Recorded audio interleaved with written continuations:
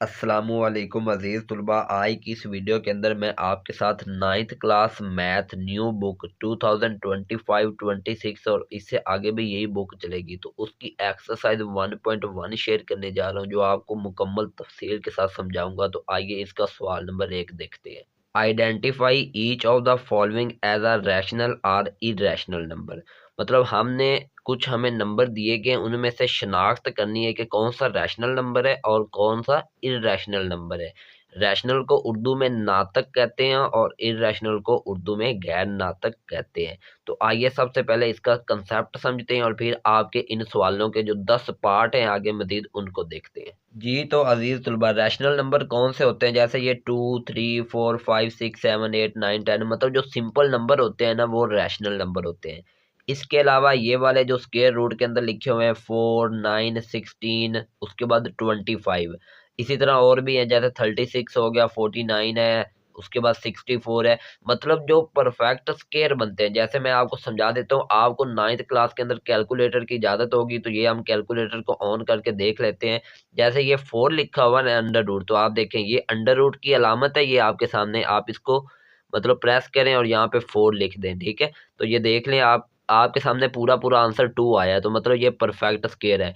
इसी तरह ये देखें 9 है ना, तो आप उसी तरह सिंपल ये अंडर रूट प्रेस करें और 9 लिखें और यहाँ से आप इसका आंसर निकाल सकते हैं यहाँ से, ठीक है। तो इस पे हम क्लिक करेंगे तो ये आपके सामने 3 आ गया, तो ये भी परफेक्ट स्क्वायर है।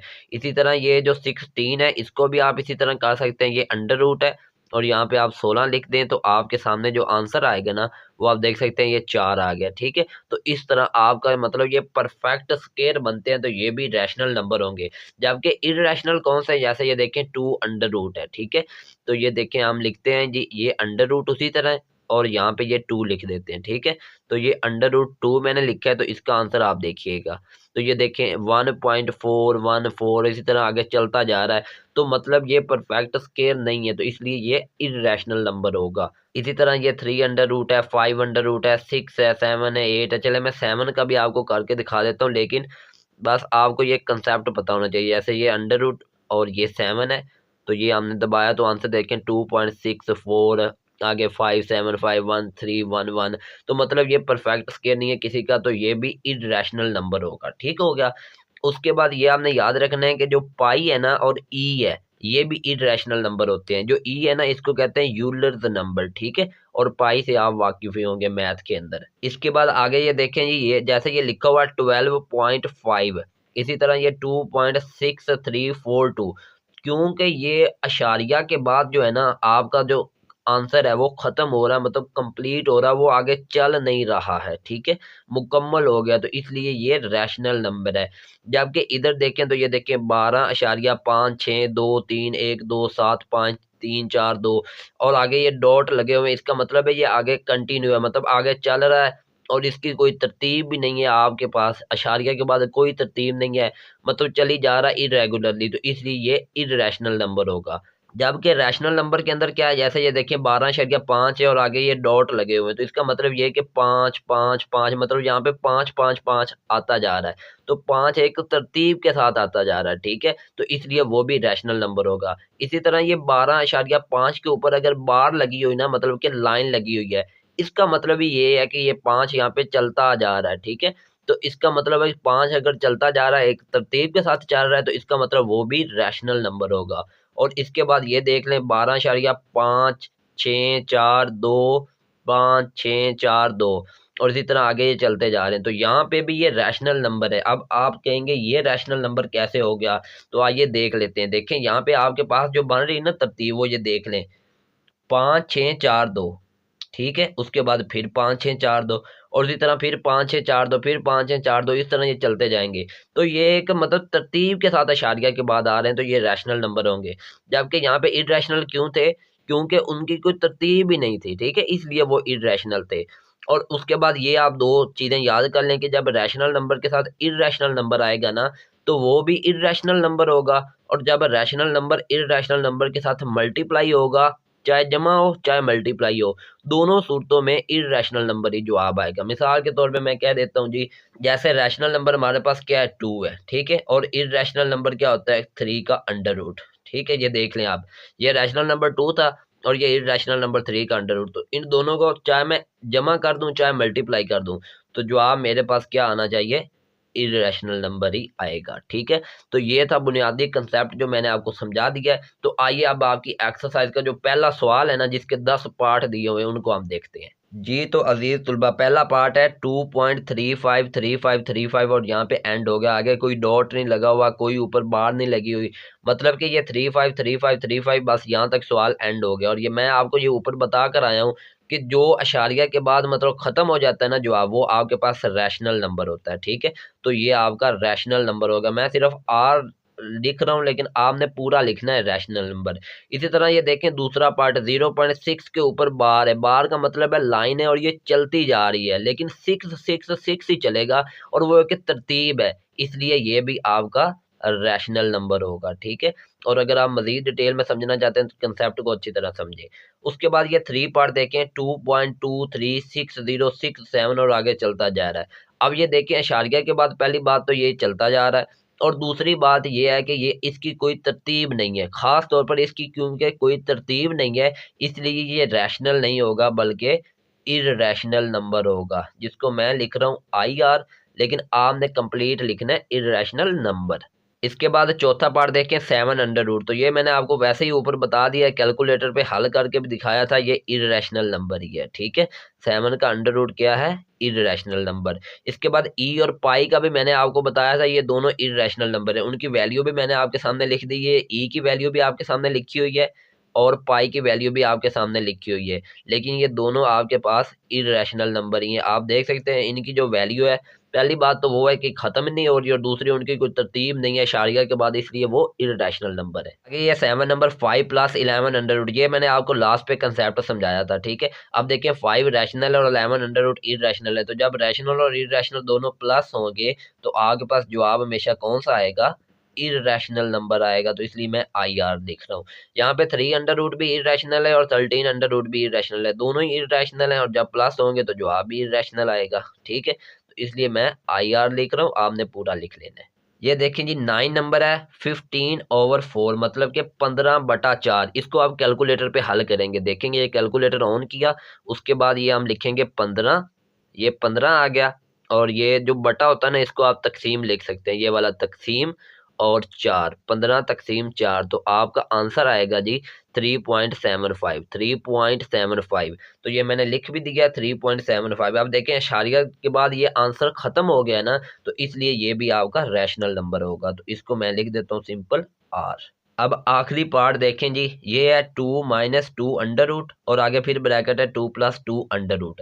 यहाँ पे ना एक फार्मूला लगेगा, उस फार्मूले के तहत आपने इसको हल करना है। ठीक है, अगर होता ना सिंपल ये मतलब 2 - 2 अंडर रूट, क्योंकि ये 2 अंडर रूट इररेशनल था और ये रैशनल था, तो फिर ये इररेशनल नंबर इसका जवाब आना था।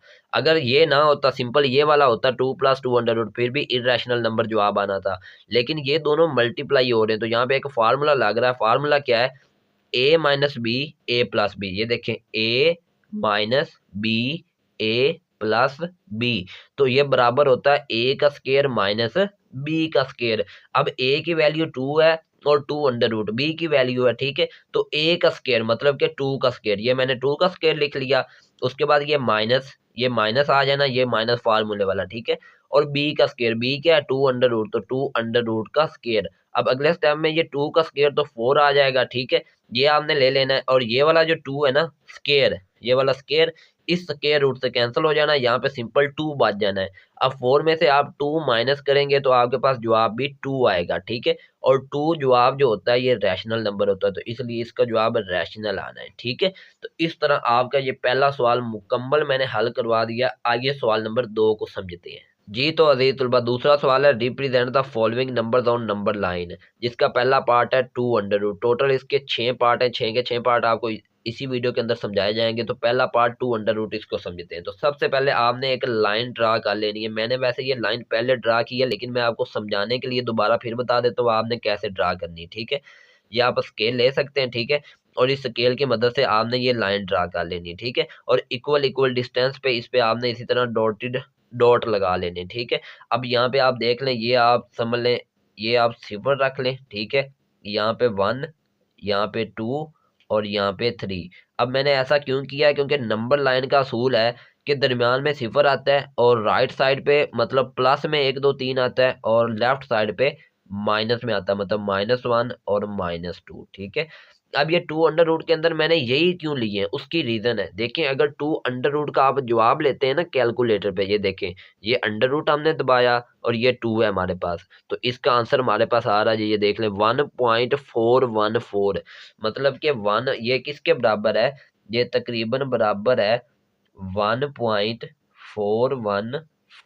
तो अब 1.414 का मतलब ये है कि ये 1 और 2 के दरमियान में यहीं पे कहीं बनेगा। ठीक है, तो आइए अब हम इसको बनाते हैं कि इसको आपने बनाना कैसे है। तो सबसे पहले आपने मतलब कि ये देखें, इसका आ रहा है ना 1.414, तो ये 1 पे आपने 90 डिग्री का एंगल बनाना है। ठीक है, ये आपके पास होनी चाहिए, जिसको हम डी कहते हैं, इसको आपने 1 पे रखना है। ये वाला जो सेंटर है ना, ये वाला सेंटर पॉइंट, ठीक है, ये वाली चीज इसको आपने 1 पे रखना है, जैसे मैं आपके सामने रख रहा हूँ। ठीक है, ये आप देख सकते हैं, ये 1 पे मैंने रख दिया। ठीक है, एग्जैक्ट 1 के ऊपर ये आ गया। ठीक है, ये 1 लिखा हुआ है नीचे और ये लाइन के ऊपर लाइन आ गई है और ये आपको 90 नजर आ रहा है, तो यहाँ पे आप एक डॉट लगाएंगे। ठीक है, यहाँ पे एक डॉट लगा दें। ये डॉट मैंने लगा दिया आपके सामने। अब इस डॉट को आपने 1 के साथ मिला देना है। ठीक है, ये डॉट को आप 1 के साथ मिला देंगे। ये मैं आपके सामने इसको मिला रहा हूँ, तो ये हमने इसको मिला दिया। ठीक है, तो ये हमारा 90 डिग्री का एंगल बन गया 1 पे। अब आपने अगले स्टेप के अंदर क्या करना है कि आपने ये प्रकार लेनी है। ठीक है, आपके सामने होनी चाहिए प्रकार, और इसके अंदर पेंसिल आपने डालकर ये 0 से लेकर 1 तक की पैमाइश करनी है, मेजरमेंट करनी है। तो 1 पे आप रख लें जी कंपास और 0 तक इस पेंसिल को आप खोल लें। ठीक है, ये मैं आपके सामने खोल रहा हूँ 0 तक, तो ये आप देख सकते हैं ये एग्जैक्ट 0 तक यहाँ पे आ रही पेंसिल। ठीक है, तो ये 0 और 1 ये आप चेक कर लें, 0 और 1 के बराबर है। तो 1 पे आपने रखना है इसको और यहाँ पे आपने एक आर्क मतलब कि एक कॉस लगा देनी, ये मैंने आपके सामने लगा दी है। अब इस कॉस को ना आपने इस 0 के साथ मिला देना है। ठीक है, इस कॉस को आपने क्या करना है, 0 के साथ मिला देना। ये मैं आपके सामने मिला रहा हूँ जी, ये कॉस है और ये 0 है, तो इस 0 को आप क्या करेंगे, इस कॉस के साथ मिला देंगे। तो ये हमने मिला दिया है। अब देखें, ये 0 से लेकर 1 तक ये भी 1 यूनिट था, ये भी 1 यूनिट है, तो ऑटोमेटिकली ये 2 अंडर रूट की लाइन है। ठीक है, अब ये 2 अंडर रूट की लाइन है। अब आपने क्या करना है कि आपने इसकी पैमाइश करनी है। ये जो 0 से लेकर कॉस या आर्क तक का फासला है ना, इसकी आप पैमाइश करेंगे, यानी ये प्रकार और पेंसिल की मदद से। तो ये मैं रख लेता हूँ 0 पर। ठीक है, आपके सामने 0 पे रख लिए और ये हम पैमाइश कर लेते हैं इसकी कॉस तक।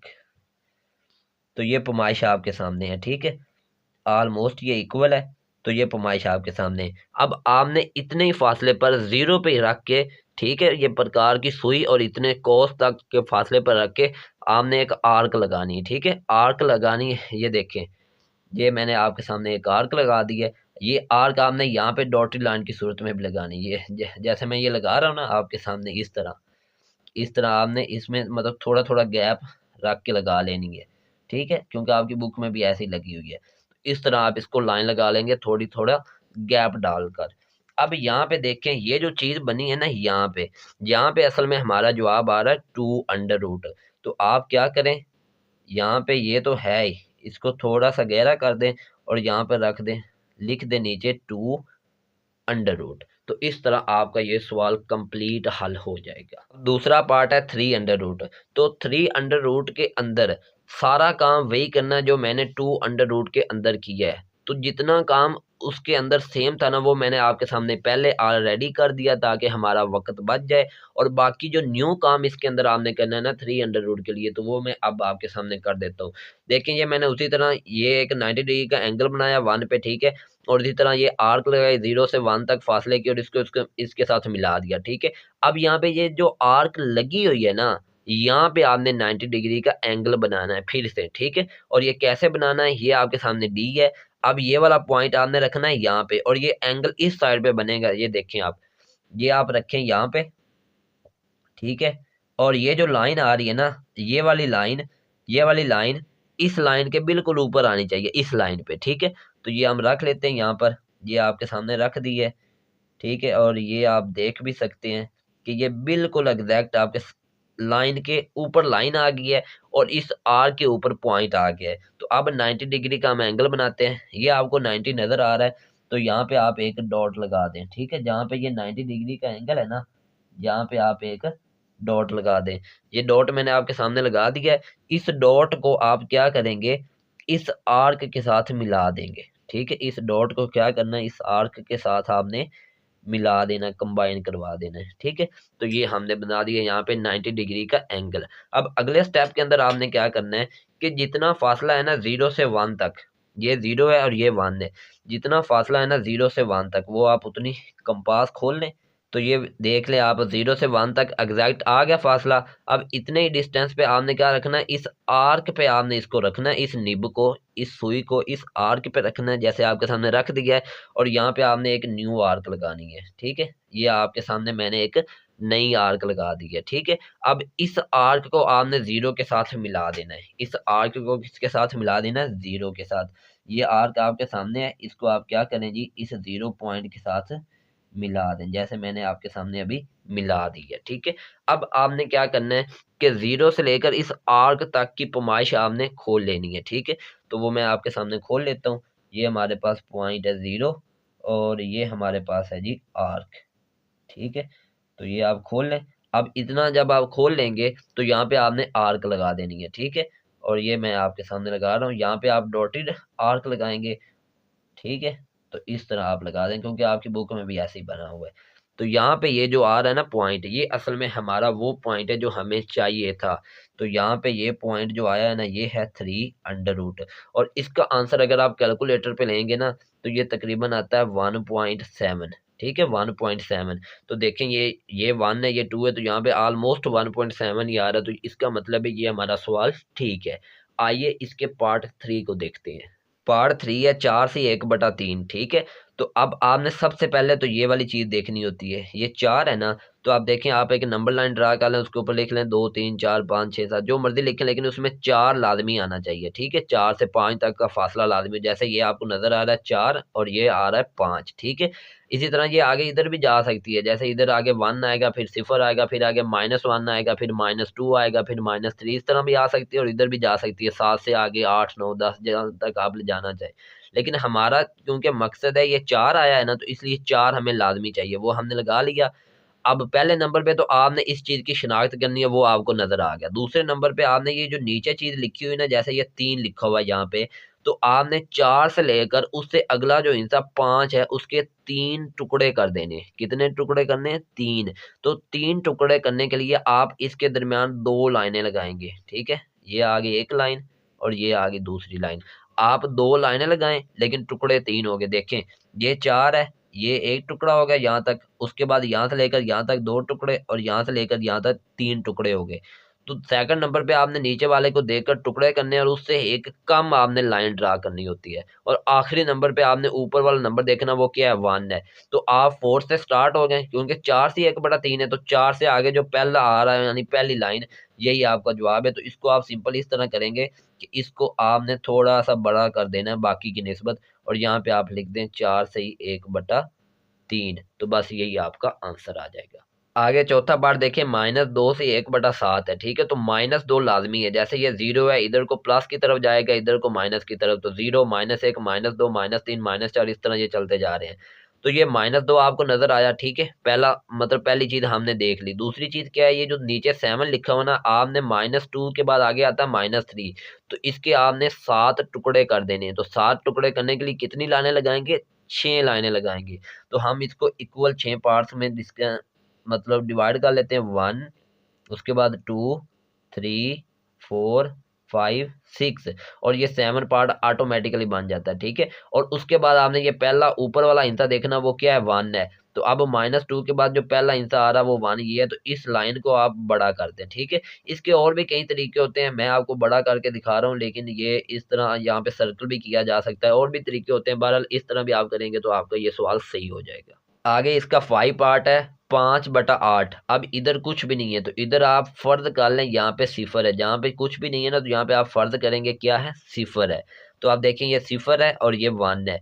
सिफर और वन। अब ये सिफर आ गया मेन चीज, उसके बाद आ गया कितना है 8, मतलब 8 हिस्से हमने करने हैं, 0 से लेकर 1 तक के 8 हिस्से करने हैं। तो उसके लिए हम 7 यहाँ पे लाइनें लगाएंगे। देखिए 1, उसके बाद ये 2, 3, 4, 5, 6, 7 और 8 खुद ब खुद हो जाएगी। उसके बाद ऊपर क्या 5, तो 0 से लेकर आगे 5 तक आप चले जाएं, 1, 2, 3, 4, 5। तो ये 5 नंबर लाइन है, तो इसको आपने यहाँ पे इस तरह बड़ा कर देना और यहाँ पे आप लिख दे नीचे 5/8। तो इस तरह ये सवाल आपका हल हो जाएगा। आगे सवाल नंबर 2 का लास्ट 6 नंबर पार्ट है, 2 से 3/4। तो अब इसकी नंबर लाइन सबसे पहले ड्रा करते हैं। ये मैंने ड्रा इसलिए नहीं की ताकि आपको समझा भी दूं कि आपने नंबर लाइन किस तरह ड्रा करनी है इक्वल डिस्टेंसेस पे, ठीक है। तो ये आपके सामने मैंने स्केल रख लिया है, ठीक है। तो आप इसको इक्वल डिस्टेंसेस पे इसकी नंबर लाइन ड्रा कर सकते हैं। कैसे करनी, सिंपल तरीका है कि आपने मतलब ये देखिए ना आपके सामने लिखा हुआ है ये 0 है, तो 0 से आप नंबर लाइन ड्रा कर दें, ठीक है। इसी तरह 10 तक कर लें, 12 तक कर लें, आपकी मर्जी है। ये आपके सामने मैंने कर दिया, ठीक है। अब ये 3, ये देखें 3 सेंटीमीटर, फिर ये 6 सेंटीमीटर, फिर ये 9 सेंटीमीटर और फिर ये 12 सेंटीमीटर आपके सामने हो गए। अब यहाँ पे आप लिख लें जी, सिफर लिख लें चाहे, यहाँ पे 1, यहाँ पे 2, यहाँ पे 3 और यहाँ पे 4, ठीक है। और छोटे छोटे यहाँ पे आप इस तरह लाइनें लगा लेंगे। तो ये मैंने पहले इसलिए नहीं हल किया ताकि आपको बता भी दूं कि आपने इक्वल डिस्टेंसेस किस तरह लाना है, ठीक है। अब ये 2 सही है, तो 2 ये है, ठीक है, नजर आ गया। उसके बाद 3 है, मतलब 4 है नीचे। तो अब 2 से लेकर 3 तक के हमने 4 टुकड़े करने हैं, तो 3 हम लाइनें लगाएंगे। ये देख लें, एक लाइन, ये 2 लाइनें, ये 3 लाइनें और चौथी खुद ब खुद बन जाएगी, ठीक है। तो उसके बाद आपने ऊपर देखना, ऊपर क्या है 3 है, तो 3 आप गिन लें, 2 से आगे 1, 2 और ये 3। तो इसका मतलब है ये वाला जो है ना, ये वाली लाइन, ये हमारा रिक्वायर्ड आंसर है। और यहाँ पे आप लिख दें 2 सही 3/4। तो इस तरह आपका दूसरा सवाल भी हल हो गया। आइए सवाल नंबर 3 की तरफ चलते हैं जी। तो अजीज तुलबा सवाल नंबर 3 है, express the following as a rational number p/q where p and q are integers and q is not equal to 0।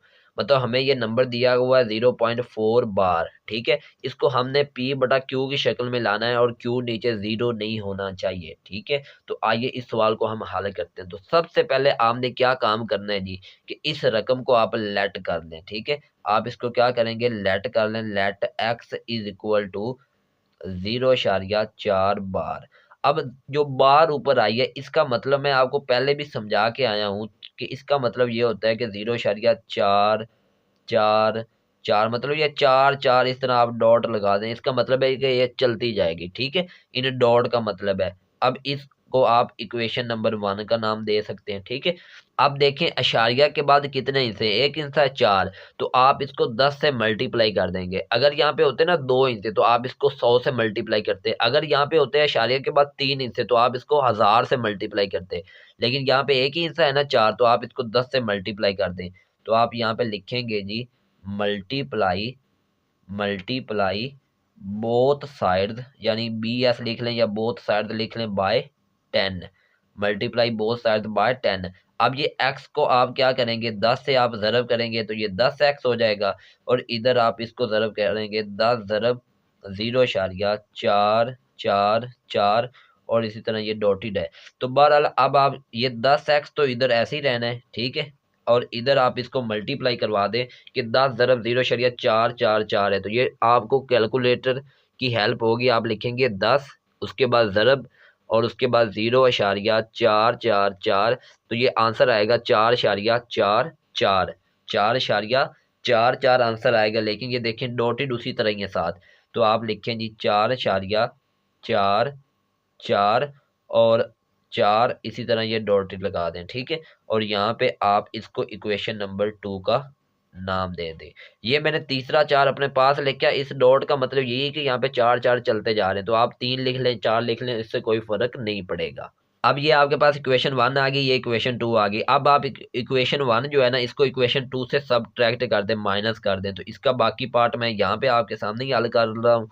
तो आप लिखेंगे जी सब्ट्रैक्ट, मतलब आपने क्या करना है जी, माइनस करना है। Subtract equation 1 from equation 2। कि आपने इक्वेशन 2 में से इक्वेशन 1 को क्या कर देना है, सब्ट्रैक्ट कर देना है, माइनस कर देना है। तो देखिए ये आपके पास ये लेफ्ट हैंड साइड पे क्या है, दूसरी इक्वेशन है 10x माइनस पहली इक्वेशन में लेफ्ट हैंड साइड पे क्या है, अकेला x इज इक्वल टू दूसरी इक्वेशन के राइट हैंड साइड पे क्या है, 4,4,4,4 और डॉट है, ठीक है, माइनस फर्स्ट इक्वेशन के क्या है, राइट हैंड साइड पे 0,4,4,4 और आगे उसी तरह डॉटेड है, ठीक है। अब ये 10x है, यहाँ पे कुछ भी नहीं है तो मतलब 1x है, यहाँ पे क्या है 1x है, तो 10 में से एक x आप निकालेंगे तो क्या जवाब आएगा, 9x इज इक्वल टू ये 4,4,4 में से आप 0,444 निकालेंगे ना तो आपके पास जवाब 4 आएगा, ठीक है। क्या जवाब आएगा, 4। अब ये 9 जो है ना ये x के साथ ज़रब हो रहा है, हमने x मालूम करना है, ठीक है। तो आप x मालूम करेंगे, ये 9 जो है x के साथ ज़रब हो रहा है तो इधर आके ये डिवाइड हो जाएगा, जिसको हम तकसीम कहते हैं, जिसको हम बटे में लिख सकते हैं। अब ये जो 4/9 आया है, क्या ये p की शक्ल नहीं आ गई, मतलब p/q की शक्ल नहीं आ गई, ये देखें p/q, तो ये 4/9 बिल्कुल सेम शक्ल आ गई जैसी हमें चाहिए थी। तो इसलिए आपका यही जवाब बनता है कि x इज इक्वल टू 4/9 और ये आपका जो रैशनल नंबर है या p/q आप कह लें, उस शक्ल में हमने लाना था, वो आपके सामने आ गया और यही आपका आंसर है। तो ये इसका पहला पार्ट था, आइए इसका दूसरा और तीसरा पार्ट भी देखते हैं। जी तो अजीज तलबा दूसरा पार्ट है 0.37 और इसके ऊपर बार है, ठीक है। सबसे पहले आपने लेट कर लेना है x इज इक्वल टू 0.373737, इसी तरह ये डॉटेड भी आगे लगाने हैं कि इस तरह, मतलब ये चलती जा रही है, आगे आगे चलता जा रहा है। अब मल्टीप्लाई बोथ साइड बाय 100 क्यों किया है, क्योंकि इशारिया के बाद 2 हिस्से थे, ठीक है। पिछले सवाल में 1 हिस्सा था तो मैंने 10 से मल्टीप्लाई किया था, यहाँ पे 2 है तो मैंने 100 से मल्टीप्लाई करना है, ठीक है। तो इसको आप 100 से ज़रब करें, 100 ज़रब x और इधर भी 100 ज़रब 0 ये जैसे आपके सामने लिखा हुआ है। तो 100 ज़रब x करेंगे 100x आएगा इज इक्वल टू, इसको आप 100 से ज़रब कर दें, 0 मतलब 100 ज़रब 0,37 तो जवाब आएगा 37, आगे 373737 और इसी तरह डॉटेड, ठीक है। इसको इक्वेशन 2 का नाम दें, इसको इक्वेशन 1 का। अब आप क्या करेंगे, इक्वेशन 1 को इक्वेशन 2 से माइनस कर देंगे, तो लिखें सब्ट्रैक्ट इक्वेशन 1 फ्रॉम इक्वेशन 2। अब ये 100x माइनस ये 1x इज इक्वल टू ये आप लिखें माइनस ये वाली चीज लिखें, ये आपके सामने लिखा हुआ है, ठीक है। अब आप क्या करेंगे, 100x में से ये यहाँ पे 1 है तो 1x निकाल दें, 99x बचा इज इक्वल टू 37। अब आपने x निकालना तो ये 99 इधर ज़रब हो रहा है, इधर आके क्या हो जाएगा डिवाइड, तो 37/99 यही आपका आंसर आ जाएगा। आइए इसका 3 पार्ट देखते हैं। तीसरा पार्ट है 0,21 और ऊपर बार है, तो सबसे पहले इसको आप x के बराबर लेट कर लें, ठीक है। फिर मल्टीप्लाई कर दें दोनों साइडों पे 100 से, क्योंकि 100 से क्यों किया है, क्योंकि इशारिया के बाद 2 इंच है इसलिए, ठीक है। 100 ज़रब x इज इक्वल टू 100 ज़रब ये करेंगे, इसका जवाब ये आएगा, इसका जवाब ये इक्वेशन 2 है, ये इक्वेशन 1 है। इक्वेशन 2 में से इक्वेशन 1 को आपने माइनस कर देना, ठीक है। जैसे ये आपके सामने 100x minus x is equal to ये वाली चीज। अब इसको इससे माइनस करेंगे तो जवाब 21 आएगा और 100x में से एक x निकालेंगे तो 99x आएगा। अब x मालूम करना है, 99 ज़रब हो रहा है, इधर आके तकसीम, तो 21/99 आपका जवाब आ जाएगा। तो इसी के साथ ही ये सवाल भी खत्म हो गया। आइए सवाल नंबर 4 की तरफ चलते हैं। जी तो अजीज तुलबा सवाल नंबर 4 है, name the property used in the following. ये देखें आपके सामने ब्रैकेट शुरू a/4 ब्रैकेट बंद जमा b is equal to a जमा ब्रैकेट शुरू 4 जमा b, मतलब 3 हिस्से हैं और तीनों सेम रकमें हैं, ठीक है। लेकिन फर्क क्या है कि यहाँ पे ब्रैकेट पहले आई हुई है a/4 के गिर्द और यहाँ पे ब्रैकेट बाद में आई हुई है 4/b के गिर्द। जब 3 रकमें हो सेम हो, ठीक है, तो वो होती है एसोसिएटिव प्रॉपर्टी। कौन सी, तो आपने सिर्फ प्रॉपर्टी का नेम लिखना है, तो मैं आपके सामने लिख रहा हूँ एसोसिएटिव, ASSOCIATIVE, तो ये आ जाएगा एसोसिएटिव और साथ आप लिखेंगे प्रॉपर्टी, क्योंकि इसके अंदर जमा हो रहे हैं ना आपके सामने, ये देखें ये भी जमा है, ये भी जमा है, ये भी जमा, तो जमा हो रहे हैं। तो आप इसको लिख सकते हैं विद रिस्पेक्ट टू, जिसको हम WRT भी कहते हैं, विद रिस्पेक्ट टू, और प्लस को यानी कि आप एडिशन को प्लस कहते हैं, तो इस तरह आप इसको लिख सकते हैं, ठीक है। तो अब ये इसका 7 पार्ट है। दूसरा पार्ट क्यों नहीं करवाया, क्योंकि ये 7 पार्ट जो है ना ये पहले से मिलता जुलता है इसलिए। तो ये देखें 4 ज़रब ब्रैकेट के अंदर 5/8 है इज इक्वल टू 4/5 ब्रैकेट के अंदर ज़रब 8 बाहर है। सेम उसी तरह इधर ब्रैकेट बाद में आई हुई है और इधर ब्रैकेट पहले आई हुई है, और रकमें सारी सेम है, तो ये आपके पास वही आएगा। क्या आएगा, आप इसको लिख सकते हैं जी एसोसिएटिव प्रॉपर्टी। तो ये भी तो एसोसिएटिव प्रॉपर्टी है, 3 रकमें ही है ना और सेम है, ब्रैकेट का ही फर्क है ना, तो एसोसिएटिव प्रॉपर्टी है। बट विद रिस्पेक्ट टू, इसमें क्या है, ये ज़रब है ना, सारे मल्टीप्लाई हैं, तो यहाँ पे आप लिखेंगे मल्टीप्लिकेशन, जिसको आप इस तरह भी लिख सकते हैं सिंपल। ठीक है, अब आगे जो आपका पार्ट नंबर 2 है, कौन सा पार्ट है, 2 है, तो ये 2 under root plus 3 under root is equal to 3 under root plus 2 under root, दोनों सेम है। ठीक है, लेकिन क्या है कि तरतीब उल्ट है, यानी यहाँ पे 2 पहले है तो यहाँ पे 3 पहले है, यहाँ पे 3 बाद में है तो यहाँ पे 2 बाद में है, तो बस तरतीब उल्ट है, रकमें सारी सेम है, तो ये आपके पास कम्यूटेटिव प्रॉपर्टी बनेगी। कौन सी, commutative property, commutative, COMMUTATIVE, commutative property. अब इसके अंदर क्या हो रहा है, दोनों चीजें जमा नहीं हो रही, ये देखें ये भी जमा ये भी जमा, तो इसको आप लिखेंगे commutative property with respect to addition. ठीक है, अब इसके बाद ये आपके पास 8वां पार्ट है, क्योंकि ये इससे मिलता जुलता है इसलिए ये हमने पहले कर लिया है।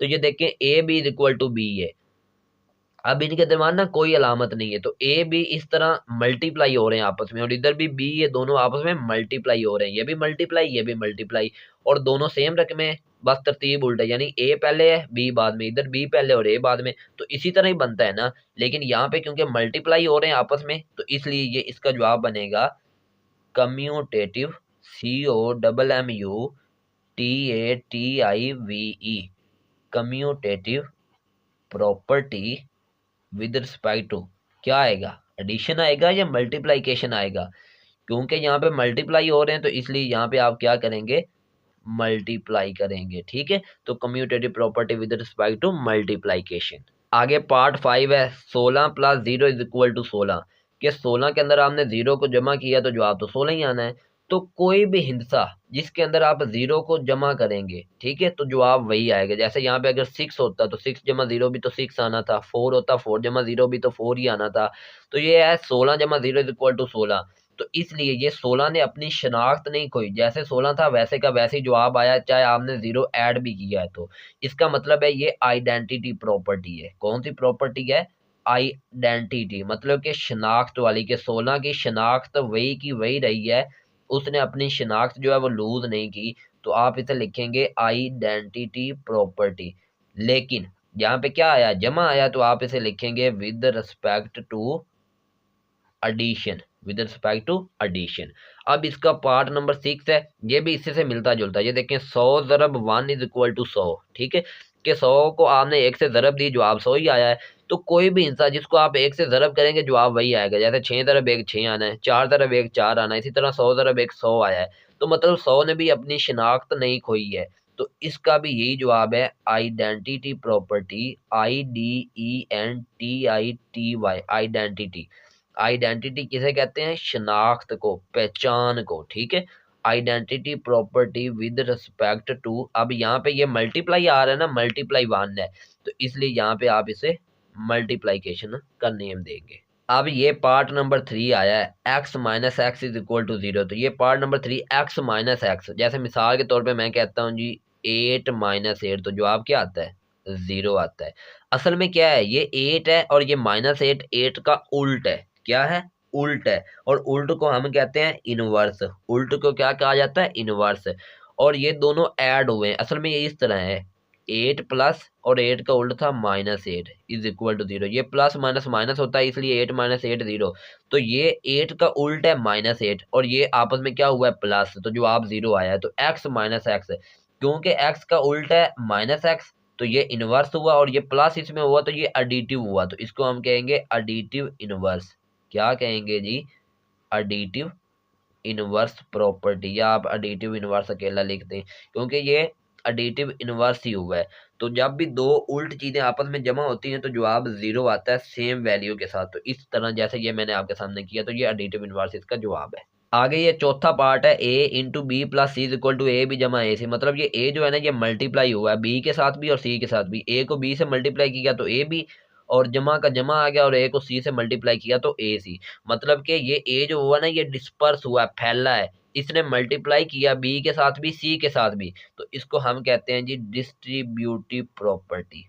क्या कहते हैं, डिस्ट्रीब्यूटिव प्रॉपर्टी। अगर आप इतना लिख देंगे तो फिर भी ठीक है, लेकिन अगर आप पूरा लिखेंगे तो ज़्यादा बेहतर है। किस तरह के, ये डिस्ट्रीब्यूटिव प्रॉपर्टी है, ये a मल्टीप्लाई हुआ ना इन दोनों के साथ, तो इसको कहते हैं distributive property of multiplication, distributive property of multiplication. अब इधर दरम्यान में क्या है, जमा है, तो इसको कहेंगे ओवर एडिशन। मतलब ये पूरी प्रॉपर्टी का नेम है distributive property of multiplication over addition. ठीक है, ए मल्टीप्लाई हुआ तो मल्टीप्लाइकेशन, और दरम्यान में जमा, तो इसलिए एडिशन, क्योंकि एडिशन ही तो जमा को कहते हैं ना, तो इसलिए distributive property of multiplication over addition. इसके साथ ये मैंने पार्ट आपको मतलब आगे पीछे करके करवाएं, लेकिन 8 पार्ट थे, 8 के 8 ही करवा दिए। तो आइए सवाल नंबर 5 की तरफ चलते हैं जी। तो अजीज तुलबा, सवाल नंबर 5 देखें, name the property used in the following. ये भी आपके सामने सवाल दिए हुए 5 पार्ट हैं इसके, इनकी भी आपने सिर्फ प्रॉपर्टी का नेम बताना है। और ये है इन इक्वलिटीज की प्रॉपर्टी। जो पीछे हमने की थी ना, वो थी इक्वल, मतलब बराबर का साइन था दरम्यान में, लेकिन यहाँ पे इम्प्लाइज दैट है, इस तरह लेस देन या मतलब ग्रेटर देन, मतलब कि इनइक्वालिटीज है। ठीक है, जिसको हम ऑर्डर भी कहते हैं, या आपकी बुक में ऑर्डर का लफ्ज भी आया हुआ है। ठीक है, तो ये देखिए -3 है और इज लेस देन -1 है, और ये 0 मतलब इम्प्लाइज दैट, मतलब इसको इम्प्लाई किया गया, तो जवाब ये आ गया। अब देखें 0 जवाब कैसे आ सकता है -3 से, -3 के अंदर अगर मैं +3 कर दूं तो जवाब क्या आता है, 0 ही तो आता है। लेस देन -1 से 2 कैसे आ सकता है अगर मैं +3 कर दूं। ठीक है, तो इससे जवाब आपका यही आ जाता है। मतलब यहाँ पे मैंने क्या किया, -3 में +3 कर दिया, 0 आ गया।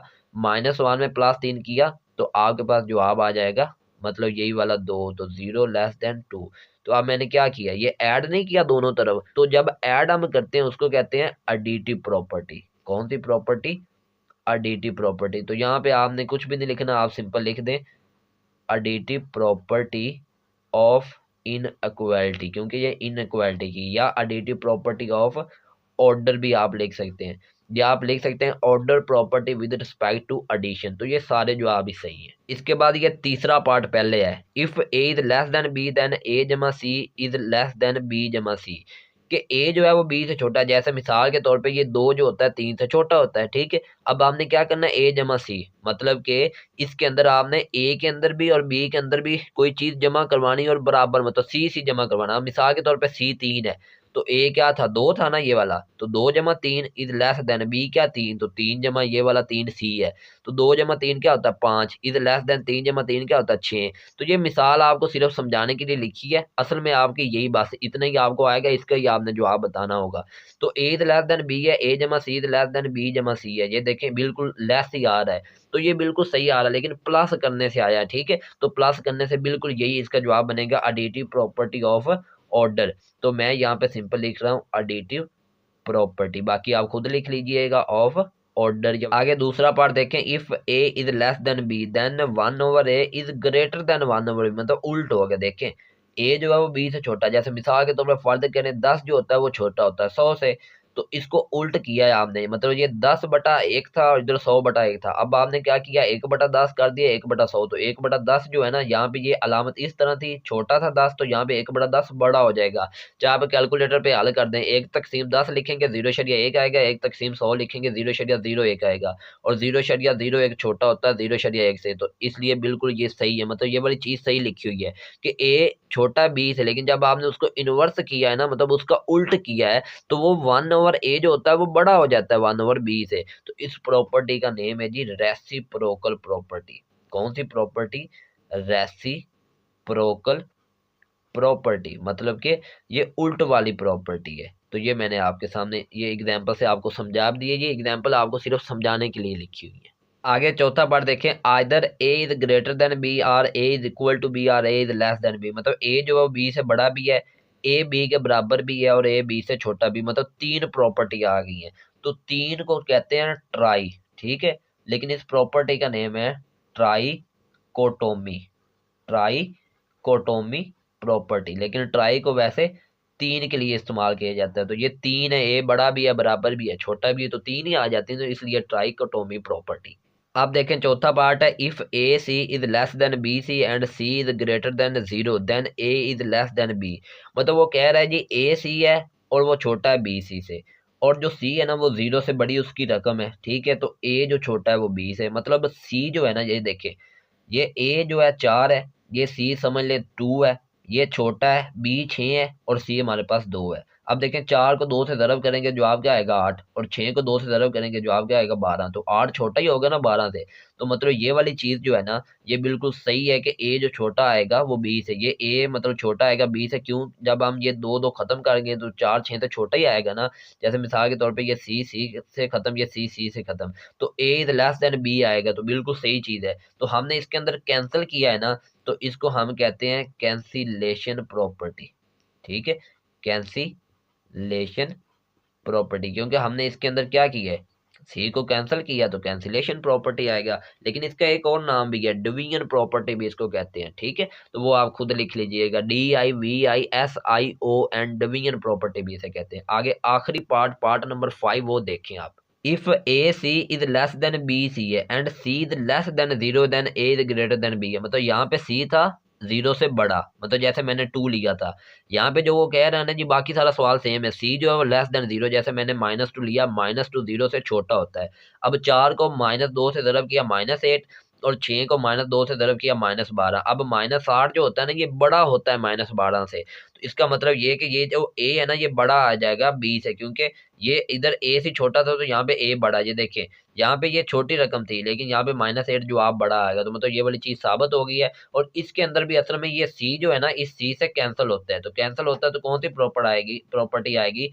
या तो आएगी डिवीजन प्रॉपर्टी, या फिर इसका जो दूसरा नेम है वो ऊपर मैंने आपके सामने लिख दिया है, वो अब यहाँ पे मैं नहीं लिखूंगा, कैंसिलेशन प्रॉपर्टी। ठीक है, चाहे कैंसिलेशन प्रॉपर्टी लिख लें, चाहे डिवीजन प्रॉपर्टी लिख लें। तो इस तरह आपका ये सवाल नंबर 5 भी हल हो जाता है। आइए सवाल नंबर 6 को देखते हैं जी। तो अजीज तलबा, सवाल नंबर 6 है, इंसर्ट 2 रैशनल नंबर्स बिटवीन, जिसके अंदर पहला पार्ट है जी 1/3 एंड 1/4। मतलब 1/3 और 1/4 के अंदर हमने 2 रैशनल नंबर लाने। जैसे ऐसे समझे, ये एक लाइन है, इसके ऊपर ये 1/3 और ये 1/4 है। इस लाइन के अंदर जो नंबर आते हैं ना, और कोई नंबर आ सकते हैं, उनमें से कोई से 2 नंबर हमने लाने। कैसे लाने? आपने इनकी एवरेज लेनी, और एवरेज का मतलब होता है 2 पे तकसीम करना है। ठीक है, ये देखिए 1/3 जमा 1/4, और इसको आपने ये तकसीम 2 पे कर देना है। ठीक है, अब ये जो चीज़ होती है ना तकसीम में, ये तकसीम 2/1 है असल में। जब आप इसको ज़रब में तब्दील करेंगे तो ये नीचे वाला 1 ऊपर चला जाना है और ऊपर वाला 2 नीचे आ जाना है, तो ये 1/2 हो जाना है। और इधर ये 3 और 4 का आपने एलसीएम लेना, मतलब 3 ज़रब 4 करेंगे क्या आएगा 12। अब ये 12 जो है ना, इसको आप 3 पे तकसीम कर दें। 12 को 3 पे तकसीम करेंगे, जवाब क्या आएगा 4 आएगा। उस 4 को आपने ये ऊपर वाले 1 से ज़रब करना है। ठीक है, 4 ज़रब 1, तो ये 4 ही आ जाना है। ये जमा, ये वाला जमा आ गया। अब 12 को 4 पे तकसीम करें तो 12, 4 ज़रब 3 क्या होता है 12 होता है, मतलब 3 जवाब आया। अब इस 3 को इस ऊपर वाले 1 से आपने ज़रब करना है। ठीक है, तो 3 ज़रब 1 क्या आएगा 3 आ जाएगा। ठीक है, अगले स्टेप के अंदर आप देख लें, ये 4 जमा 3 क्या होता है 7, बटा ये वाला 12 उसी तरह, और ज़रब ये वाला 1/2 आ जाएगा। ठीक है, अब ये देख लें आप, 7 ज़रब 1 7 होता है, और बटा 12 ज़रब 2 क्या होता है 24। मतलब कि 7/24 जो है ना, ये हमारा एक रैशनल नंबर आ गया। मतलब मिसाल के तौर पे यहाँ पे इनके दरमियान क्या आएगा 7/24। अब देखें इन दोनों के दरमियान तो ये आया था, अब इन दोनों के दरमियान भी तो कुछ आ सकता है, या इन दोनों के दरमियान भी। अब चाहे आप इन दोनों के साथ हल कर लें, चाहे इन दोनों के साथ हल कर लें, आपकी मर्जी। मैं इनके साथ आपको हल करके दिखा देता हूँ, क्योंकि हमें 2 नंबर चाहिए। ठीक है, अगर 3 चाहिए होते तो हम दोनों के साथ करते, तो 2 चाहिए तो हम अब इसको कर लेते हैं। अब आप यहाँ पे लिखें नाउ, ये लिखें जी 1/3, 1/3 जमा 7/24। अब ये 1/3 और 7/24 का आपने सिंपल एलसीएम लेना है। ठीक है, और इसको 2 पे आपने तकसीम कर देना है। तो ये आप देख लें, ये 3 और 24 का एलसीएम ना 24 ही आता है। ये आप देखें, इधर मैं आपको करके भी दिखा देता हूँ, ये 3 है, ये 24 है। ये आप देखें, अब ये 3 पे तकसीम होते हैं ना, 3 एकम 3 और 3 8 24। अब ये 8 एकम 8 और 8 एकम 8, तो ये 3 ज़रब 8 क्या होगा 24 ही होएगा ना। तो ये 24 एलसीएम आता है। ठीक है, जो ज़ाफ कल जिसे आप कहते हैं। अब 24 को 3 पे तकसीम करें, तो 3 पे तकसीम करने से 8 जवाब आएगा। 8 को ऊपर वाले 1 से ज़रब करें तो 8 ज़रब 1 8, जमा 24 को 24 पे तकसीम किया तो 1 ही आना है। अब 1 को ऊपर वाले 7 से ज़रब किया तो 7 आना है। ठीक है, और ये जो तकसीम है, इसको जब मैं ज़रब में तब्दील करूंगा तो ये नीचे 1 था वो ऊपर चला जाएगा, और ऊपर वाला 2 नीचे। यहाँ पे नीचे 1 है जो मैंने लिखा हुआ नहीं है। ठीक है, तो जब आप तकसीम को ज़रब में तब्दील करते हैं, ये ऊपर चला जाता है, ऊपर वाला नीचे आ जाता है। अब ये 8 जमा 7 क्या आएगा 15 नहीं आएगा, 15/24, और यहाँ पे आएगा ज़रब 1/2। अब देखें ये 15 और 24 तकसीम हो जाता है, कट जाता है, मतलब देखें आप इसको 3 पे तकसीम कर सकते हैं। 3 5 15 आता है ना, और 3 8 24 आता है, तो मतलब ये 5/8 आ जाएगा। तो इसको आप यहाँ पे लिखेंगे 5/8 ज़रब 1/2। अब 5 ज़रब 1 5, ऊपर वालों को आपने ज़रब किया, 5 ज़रब 1 5, नीचे वालों को ज़रब किया, 8 ज़रब 2 16। तो ये जो 5/16 है ना, ये भी आपका रैशनल नंबर आ गया। एक रैशनल नंबर आ गया था 7/24, और एक आ गया 5/16। ठीक है, तो इस तरह आपने ये दो रैशनल नंबर निकाल लिए। ठीक है, तो आप नीचे एंड पे ये लिख सकते हैं, the rational number between 1/3 and 1/4 are 7/24 and 5/16। तो इस तरह आपका ये सवाल हल हो जाएगा। इसके दो और भी पार्ट है, आइए उनको देख लेते हैं। जी तो अजीज तुलबा, दूसरा पार्ट आपके सामने 3 एंड 4 के दरमियान आपने रैशनल नंबर लाने हैं। तो सिंपल ये बात है कि 3 एंड 4 को आपने प्लस करना है और 2 पे आपने तकसीम करना है। तकसीम जब ज़रब में तब्दील होता है तो 1/2 हो जाता है, और 3 जमा 4 क्या आएगा 7। अब 7 ज़रब 1 7/2, 7/2 एक रैशनल नंबर है, और दूसरा लेना है तो आप देखें 7/2 और 3 के दरमियान ले लें, चाहे 7/2 और 4 के दरमियान ले लें। यहाँ पे 3 के दरमियान मैंने ले लिया है, तो 3 जमा 7/2 तकसीम 2 पे कर दें। अब इसका एलसीएम तो 2 ही आना, क्योंकि इधर है ही एक, तो एक तरफ 2 2 आता है। अब 2 को आप डायरेक्ट 3 से ज़रब करेंगे। ठीक है, तो 3 ज़रब 2 क्या आ जाएगा 6, जमा 2 को 2 पे तकसीम किया, 1 1 को 7 से ज़रब किया तो 7, ज़रब में ये तब्दील हो तो 1/2 आ गया। अब ये 6 जमा 7 क्या होता है 13/2 ज़रब 1/2। अब 13 ज़रब 1 13/2 ज़रब 2 4। ठीक है, और एंड पे आप रिजल्ट के तौर पे लिख सकते हैं, two rational number between 3 and 4 are, जो आपके आए हैं 7/2 और 13/4। तो ये आप लिख दें, इस तरह ये पार्ट हल हो जाएगा। इसका तीसरा पार्ट भी आपके सामने हल हुआ है, आइए मैं आपको इसको समझा देता हूँ। होना उसी तरह ही है, ये है 3/5 एंड 4/5। तो इसका आपने एवरेज लेना, मतलब 2 पे तकसीम कर देना इनको जमा करके। अब जमा किया, ये 5 और 5 है, एलसीएम भी 5 आएगा। जब ये दोनों सेम आता है ना, एलसीएम भी सेम आता है, तो ऊपर वाली रकमें भी सेम ही आ जाती है, मतलब 3 जमा 4 आ जाएगा। ज़रब ये 1/2 हो जाना है। अब ये 3 जमा 4 ये 7 बटा ये वाला 5 ज़रब 1/2, 7 ज़रब 1 7/5 ज़रब 2 10 आ जाएगा। अब आपने क्या करना है कि दूसरा आपने मतलब इसका जो है रैशनल नंबर वो वाला निकालना है। तो उसके लिए आप ये 7/10 लेंगे, और इधर से आप चाहे 3/5 ले लें, चाहे 4/5 ले लें। तो मैंने 4/5 लिया हुआ है। 7/10 जमा 4/5 तकसीम 2, तकसीम 2 को 1/2 कर दें, और ये 5 और 10 का एलसीएम 10 आएगा। ठीक है, जैसे मैंने आपको पहले पार्ट के अंदर समझाया है ना, 3 और 4 का 12 आया है, तो वो कैसे आया था वो मैंने आपको समझा दिया। इसी तरह ये जो है ना 5 और 10 का ये आएगा 10। ठीक है, तो ये 10 को 10 पे तकसीम किया, एक एक को 7 से ज़रब किया तो 7, जमा ये 10 को 5 पे तकसीम किया, 2 2 को 4 से ज़रब किया 8, 7 जमा 8 क्या आएगा 15, 15/10 ज़रब 1/2। अब ये भी कैंसिल हो जाता है, देखें 5 3 15 और 5 2 10, मतलब ऊपर 3 नीचे 2, तो 3 ज़रब 1 3/2 ज़रब 2 4, तो 3/4 जवाब आएगा। तो आप तो रिजल्ट के तौर पे आप लिख दें to rational number between 3/5 and 4/5 और 7/10 एंड 3/4। तो इस तरह आपकी ये जो एक्सरसाइज है ना वो कंप्लीट हो गई है 1.1। मैंने आपको एक एक सवाल मुकम्मल तफसील के साथ समझा दिया है। अगर आपको किसी चीज़ की समझ नहीं आई तो आप नीचे कमेंट बॉक्स में बता सकते हैं। इंशाल्लाह आपके साथ सारी बुक की एक्सरसाइज इसी तरह शेयर की जाएंगी। तो मिलते हैं एक नई वीडियो में, तब तक अपना ख्याल रखिए। अल्लाह हाफिज़।